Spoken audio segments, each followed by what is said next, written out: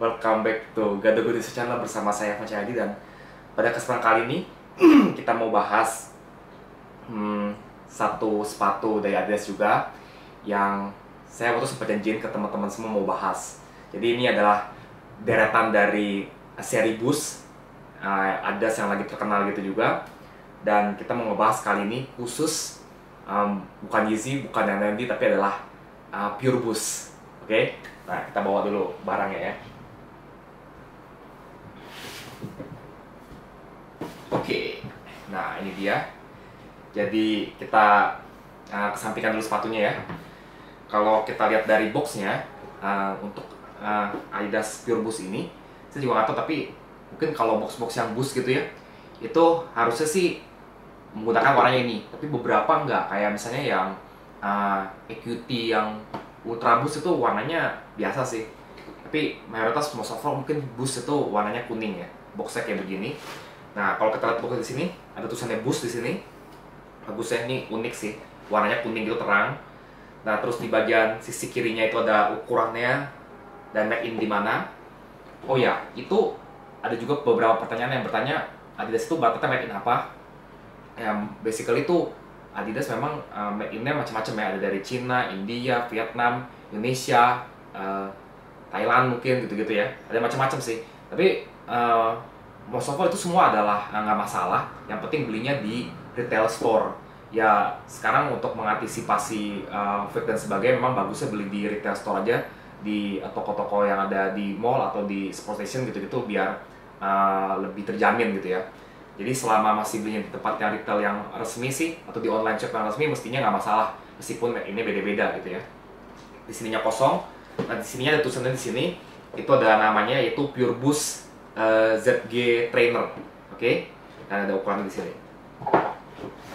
Kira-kira gitu. Di bagian bawahnya kosong ya. Oke, ini adalah boxnya.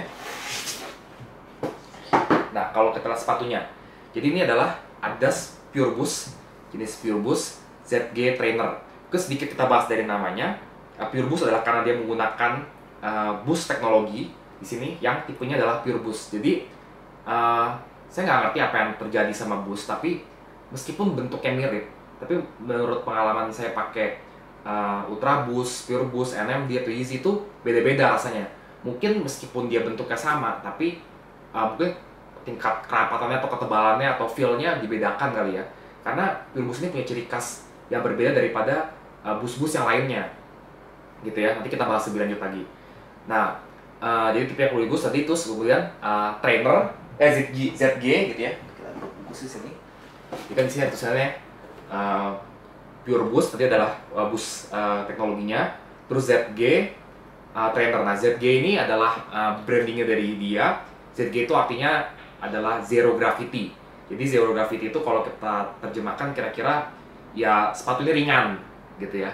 Saking ringannya jadi seperti kayak tidak pakai sepatu atau nggak ada bebannya.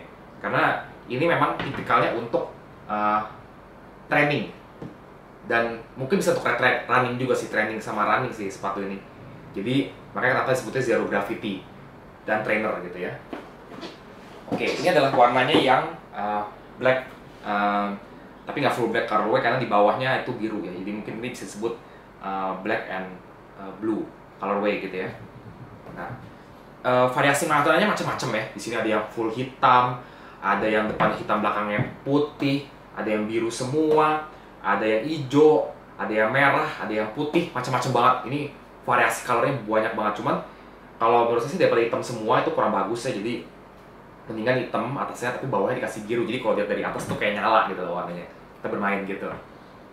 Oke, kita bahas dulu sepatu ini mungkin mulai dari eksterior terlebih dahulu ya. Jadi sepatu ini memang kalau kita lihat dari eksteriornya itu memang nggak terlalu lebar, jadi agak slim gitu ya. Ini juga menjadi masalah kalau teman-teman kakinya lebar gitu ya. Saya tuh pernah bilang kalau kaki saya agak lebar, jadi kalau bentuknya model-modelnya itu terlalu slim kayak begini bisa menjadi cukup ketat gitu ya. Nah ini sebaiknya teman-teman pakai setengah ukuran di atas atau satu ukuran lebih di atas dah. Karena kayak saya ini pakai true to size justru malah jadi kesempitan gitu ya. Nah, untuk materialnya sendiri ini bagus ya. Jadi kalau kita lihat dari material maaf, atasnya itu memang dia di sini terdiri dari bahan sintetik gitu ya, tekstil. Nah, cuman maksudnya di sini bahannya empuk ya. Lidahnya ini empuk, kemudian materialnya di sini ini bahan tekstil tapi memang tebal, bagus juga tebal dan stretchy banget.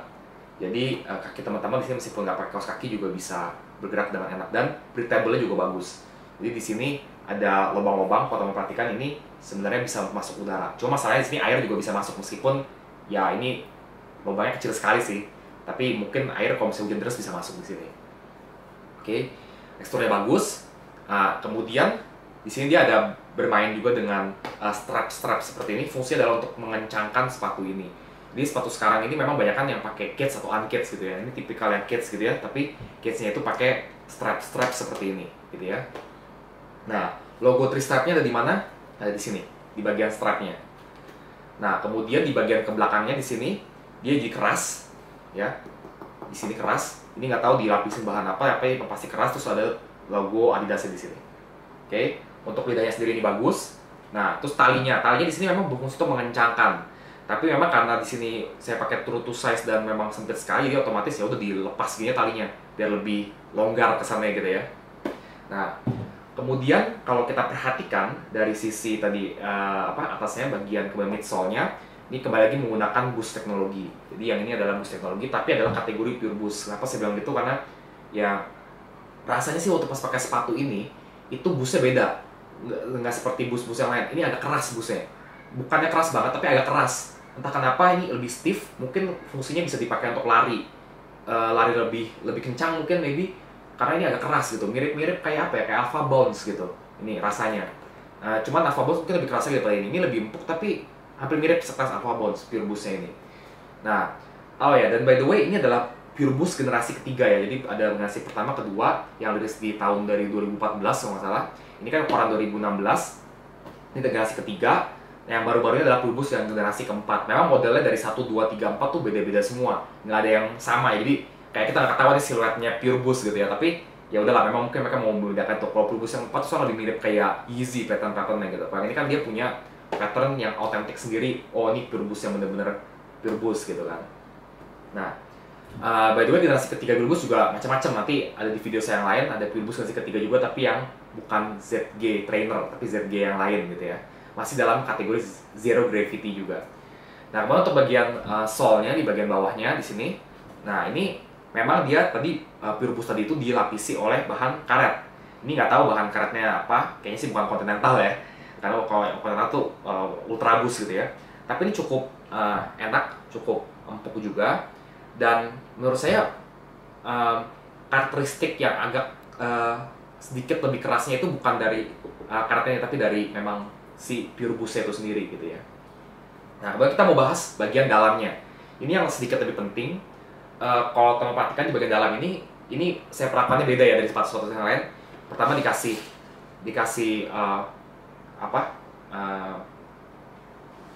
dalam kayak begini supaya dia tetap selalu mengembang gitu ya bentuknya. Dan yang kedua juga ini udah saya ganti nih insole-nya gitu. Nah, kenapa begitu? Karena jadi gini, kalau kita bahas bagian dalam, jadi kalau misalnya teman-teman masukin, nanti kalau misalnya di store Adidas coba masukin tangannya ke dalam ya.